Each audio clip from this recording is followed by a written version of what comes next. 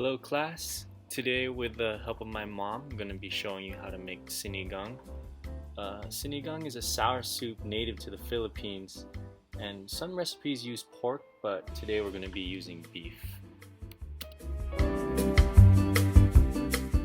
So the first thing you want to do is, if the meat is not defrosted, take it out and let it defrost. You don't want to be cooking frozen meat, you want it thawed out. And you want to chop it up into little cubes. For this recipe we used an instant pot. We used to use like just a regular pot on the stove, but my mom got this instant pot, so we started using that. We're starting to make the broth now, or the soup. So you want to add in 3 cups of fresh water, and you can just throw it right onto the meat, and you want to make sure the meat is completely submerged. Put the lid of the instant pot back on, and you want to make sure to close it, make sure it's sealed properly. And when we're using an instant pot, we want to make sure that the steam does not escape, so it cooks thoroughly through inside. Since we're just cooking the meat right now in the water, we're going to go ahead and select meat and stew and let that go until the time is finished. Next up is chopping up the vegetables. We'll be starting with chopping up this daikon, which is similar to a red radish, and eggplant. Now, the vegetables are my favorite part of the sinigang, especially when it gets all cooked in and gets nice and moist and mushy, and it just blends really well, especially if you're eating it with a side of rice. Instant Pot let us know that it was done with a nice loud beep, so we can check on the meat now. Give it a good stir, make sure it's getting cooked all the way through. The next thing we'll be preparing is the tomatoes.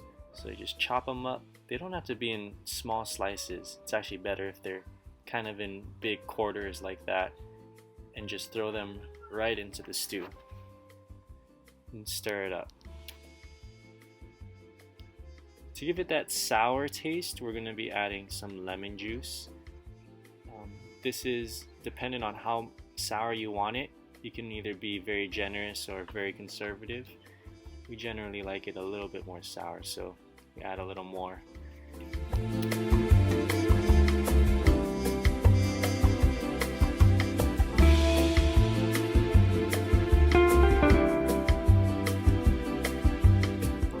Next up are all the other chopped vegetables that we have, namely the eggplants and the daikon. And as you can see, they're all in pretty big chunks. Now, this isn't actually going to be a problem because it's all going to cook down and get really soft, like I said earlier. So just go ahead and throw them in there and try to stir it and mix it as best as you can.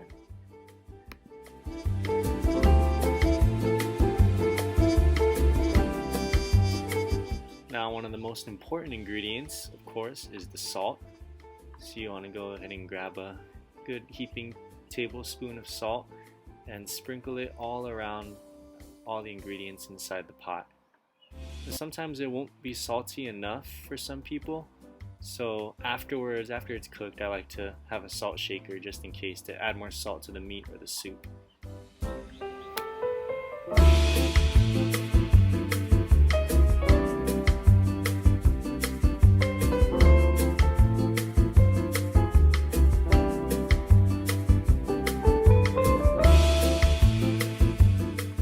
Stir up all the ingredients, make sure it's all evenly distributed inside of the pot, and then go ahead and grab the lid once again and seal up your sinigang.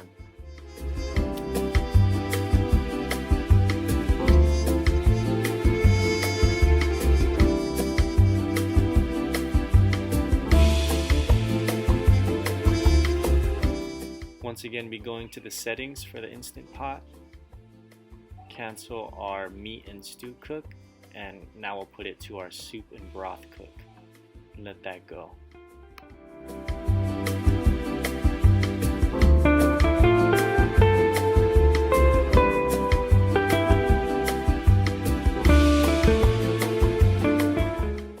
done, you want to be careful when releasing the steam and the hot water, because it can burn you. So we use the wooden ladle here, and just let that release first before opening up the Instant Pot.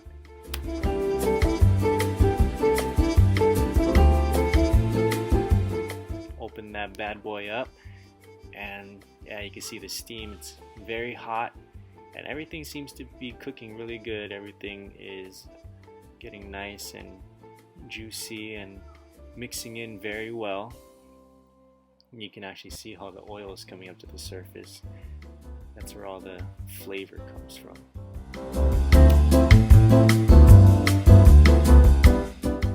Now we're at my favorite vegetable to be put into sinigang, is the okra. I really like it when the okra gets really soggy, just like all the other vegetables, and you can just let it melt in your mouth, and it's really stringy and really tasty. We usually use fresh okra and just throw them in there, but to time's sake, we had to get some frozen okra from Whole Foods. Throw the okra in there, add a little more lemon juice. You can never have it too sour, and spread that all around again.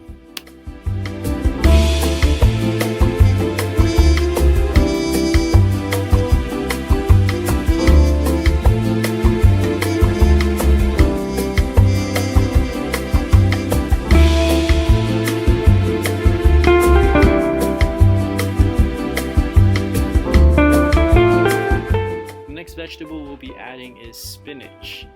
So with this one, if it's washed and if it's ready, you can basically just throw it right on there. Just like every other one of the vegetables we've added, it should sink right into the stew. Just be careful to not spill anything. Just stick it right in and mix it as best as you can.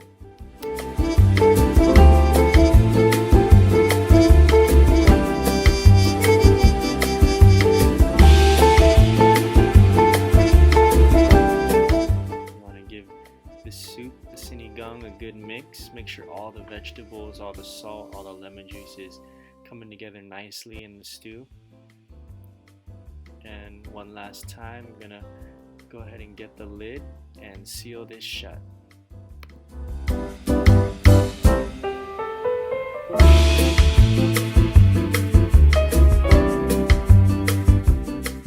Cook it on soup and broth one last time, and let that go until Instant Pot gives us a ring. Once again, be very careful with the steam or the hot water that could vent out when you vent it before you open up the pot. Now, looks like we're ready to go. Go ahead and cancel the cooking.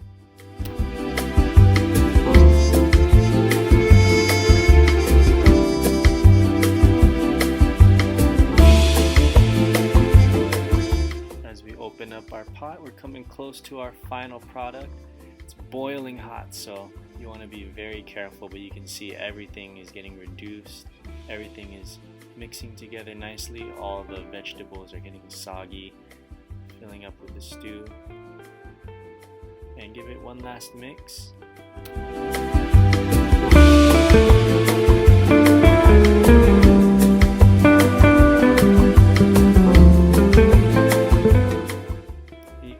Too much spinach, so you just add a little more spinach on there. This is really just the preference of you or whoever's eating it.